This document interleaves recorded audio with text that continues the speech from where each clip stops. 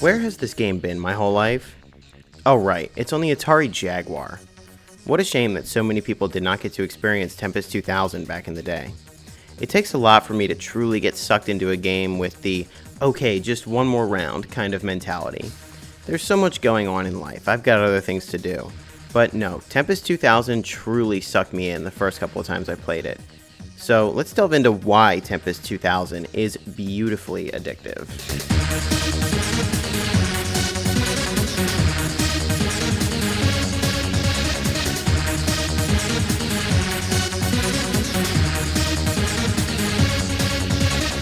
I always knew about the Jaguar because I grew up watching The Angry Video Game Nerd. Of course, that also implies that the Jaguar was before my time, so no, of course I didn't grow up with this game or anything like that. Even in my peak collecting days when games were a lot more affordable, I never owned a Jaguar. Although I certainly wish I did. I absolutely love the aesthetic of the logos, and its odd place in gaming history was always fascinating to me. However, I had other priorities, and now affording a Jaguar is absolutely brutal and out of the question. I do want to make one call to action though. See, the Jaguar's controller was, unique, to say the least. Emulating Jaguar games is okay with a PS4 controller, and I even use a Bluetooth SNES controller for Tempest. However, I so badly wish there was an adapter or something out there that could let me connect a real Jaguar controller to USB.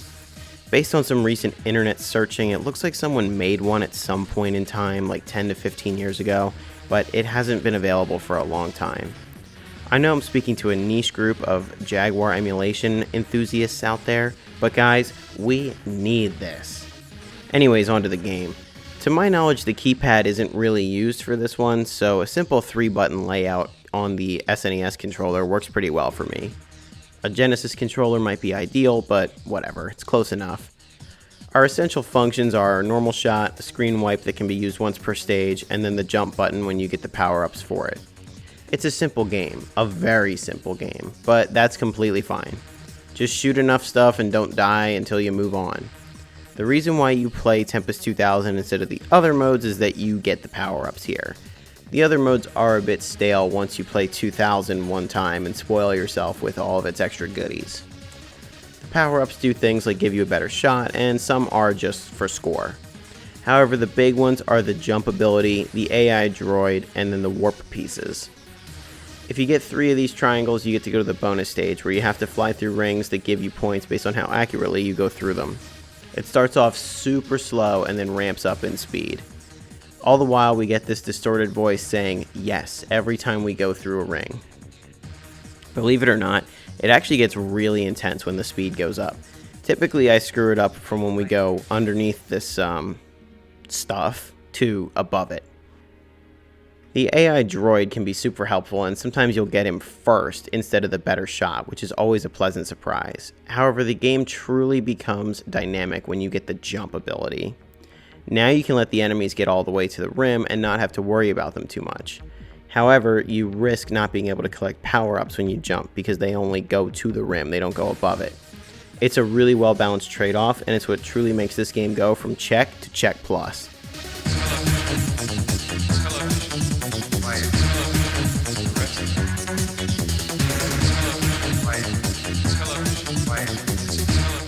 I'll note too that I'm not very good at this game yet. Like, I've played it only a few times. My best score is right around 300,000, which isn't even the highest score on the default menu. And with that, there's so many songs in the game that I haven't heard yet. To my knowledge, as you get deeper, the song changes. That right there is incentive enough to try and perfect your Tempest 2000 game. The songs are wickedly good, and Mind's Eye, the first one, is an absolute classic in all of gaming. However, you want to uncover the rest of those songs, so you keep going. With that, I know I'm probably leaving some stuff out about this game because, like I said, I just haven't played it all that much, but I really loved what I've seen of it so far. So consider this more of a first impressions type video instead of my other content that's usually a little more refined. Like I said, I mean, I've played this game maybe 5 times. I've played something like Mario Sunshine, which I've done 2 videos about now, and Mario Golf about 5,000 times each. Either way, I know I'll be coming back to Tempest 2000 in the near future. I don't think it's going to necessarily warrant a whole nother video. I mean, like I said, it's a simple game, but still, I know that I'll at least be playing it more as time goes on. The video cannot end, though, without a discussion about the absolute face-melting soundtrack that this game offers. That's perhaps what enticed me to play it more than anything else. Sure, it being one of the best games on an obscure console was definitely a factor, but dang, this soundtrack absolutely rips. I love just how overtly 90s this game really is. All the sound effects, the aesthetics, the music, everything.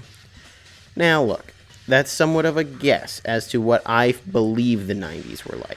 To clarify, I was born in the 90s, sure, but I was born in the late 90s. However, my older sister got to experience the decade a lot more than me. And with that, we had a lot of stuff from the 90s in my house when I was growing up because it was all hers. For example, you better believe we had a whole shelf of those clamshell Disney VHS tapes and other toys and such. So yes, I don't really have any memories of growing up in the 90s. I'm more of an early 2000s type of kid. But I experienced some 90s media through my family. Tempest 2000 really captures what I picture in my head when you say the words the 90s, just the whole aesthetic. Even though the original game is from the 80s, but whatever, you get the point. That being said, although it's over 30 years old, this soundtrack totally rips, and honestly, it sounds incredibly futuristic still.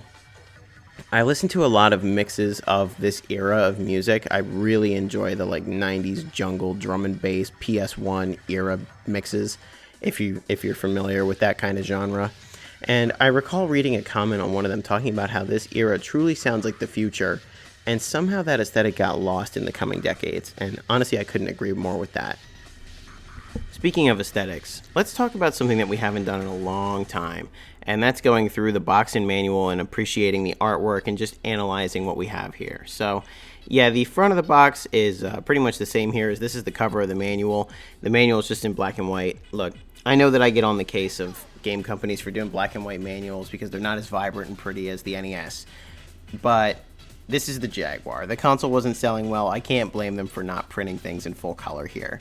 So also, if you see here at the bottom right, the Vim's Lair watermark there, big shout out to this website. This is like a website that just genuinely cares about preservation. It's not only archiving the ROMs of the games, but also archiving things like box and manual scans. It's pretty brilliant, and I really do appreciate everything that this website has done for a long time. So anyways, we have our customer helpline here and such. Sorry, my mouse is sensitive there. So yeah, you just see some background on Tempest. I do think that even though it's, black and white, some of the artwork is pretty funny for this with having all the little, having a lot of the elements of the game just kind of thrown into the background of this manual. So just going through it here. It's a very short one, simple game, of course. So a one-pager explaining all the modes, nothing too crazy or anything. Wow, yeah. I had no idea about this beastly mode, but you have to beat all 100 levels, so yeah, I'm a ways off from that for sure. It explains the warp, it explains all the power-ups here, which I think I did a decent job at explaining already, so we don't have to spend too long on it. Explaining all the different kinds of enemies that are there. I mean, it's good to know, I guess, but you're just shooting them anyway. Yep, same here. And you can see there's some stuff exclusive to Tempest 2000, which, again, of course, that's the marquee game mode to play. I honestly don't know why you would play the older game modes really at all if you're firing this up, other than just for curiosity's sake like I did. So, yeah, here we go. So, yeah, as I mentioned, I didn't really think that the game used the keypad in any way, and you can see, nah, not really. You pretty much just need a 3-button setup, despite the goofy controller. Though I do still wish I was able to use an original Jaguar controller for this game. See some really high-res screenshots there. Just kind of calling out and explaining everything, which is good, And that's it. That's it. You got your software warranty, and then this is why I love the Jaguar. Look at that big, tiger claw or jaguar claw.